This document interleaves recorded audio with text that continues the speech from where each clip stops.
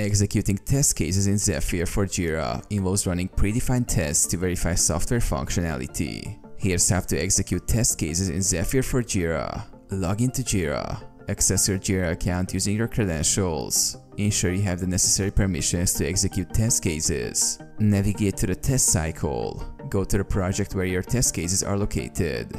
In the project sidebar, click on Zephyr or Test to access the testing features. Click on Cycle Summary to view available test cycles. A test cycle is a group of test cases that you plan to execute within a specific time frame.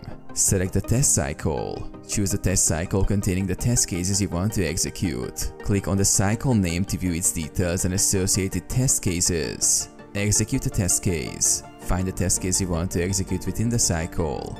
Click on the test case name to open it. In the test execution screen, you will see options to set the execution status. Select the appropriate status based on the test outcome. Optionally, enter comments, attach files, or log defects related to the test execution. Save the execution results. After setting the status and adding any necessary details, click Save or Submit to save the execution results. Review execution summary. You can view the overall execution status and summary in the test cycle view, helping you track progress and identify issues.